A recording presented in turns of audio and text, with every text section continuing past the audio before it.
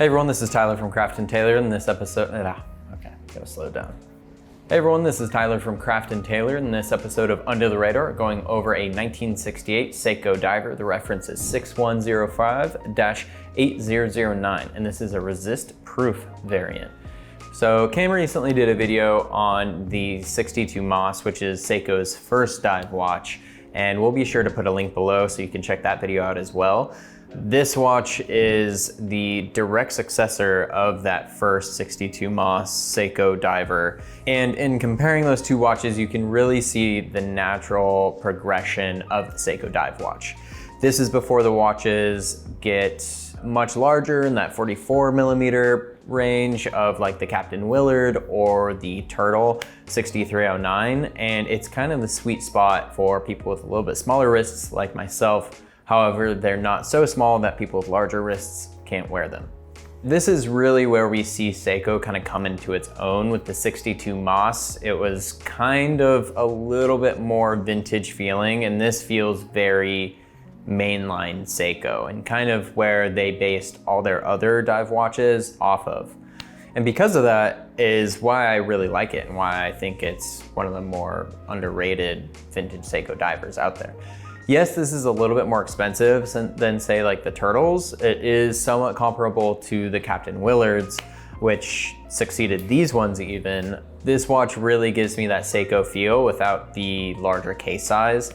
And I think it's kind of just a happy medium for a lot of collectors. And there's a couple of little details in these Seiko Divers 6105 8009s that are really interesting and fun to collect. So this comes in at 41 millimeters, and these can kind of be categorized in two different groups. There's like the resists, and then there's the proofs, and then there's the transitional resist proofs that kind of happened in between. And then there is the 8009s, which is for the international market, and then there's the 8000s, which is for the United States market. So pretty similar and synonymous with other Seiko divers that came after this, but just good to know when shopping for these things online. He's so loud. Can we hear him? Yeah.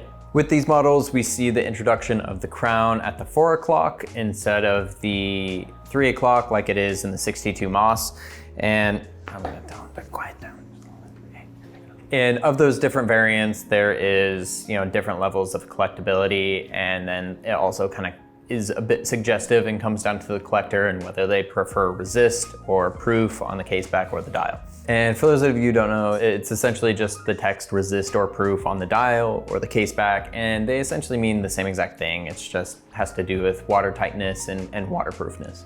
And because the 62 Moss is in that above $5,000 price range and climbing, especially depending on the models, because those are kind of specific in themselves as well.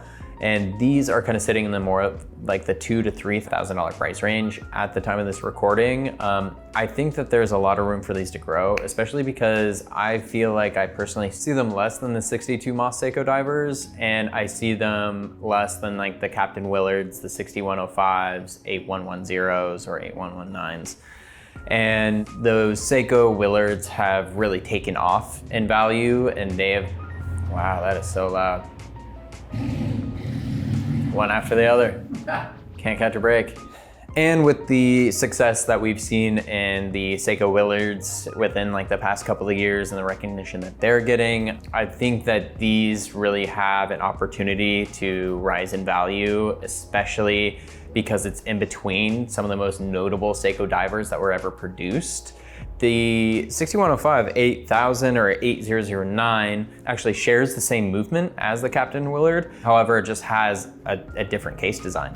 And being that it's a little bit lower profile, I think not as many people can wear the Captain Willards because of their larger case size. It measures in at about 44 millimeters. I think this is more of a universal size and more people are able to wear it a little bit easier.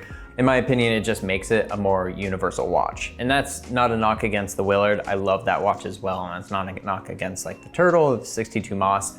I just think that the placement of the 8009 is a little underappreciated in its placement in Seiko Diver collecting. And with the direction that Seiko Divers are going, I think that there's a tremendous amount of value, and these watches are a great value proposition. And they're also just really fun to wear. It's not something you have to worry about too much, and you can find them in really good condition, or you can find them kind of beat up and worn. Either way, they always look great. This one specifically is just in incredible condition, and it is for sale on our website at craftandtailored.com. So with that, I want to say thank you for watching. Be sure to like, comment, and subscribe.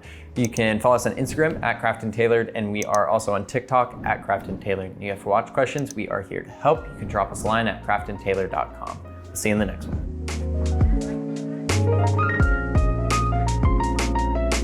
You can follow us on TikTok at TikTok. You can follow us on TikTok at TikTok. Do I have to start the whole thing over?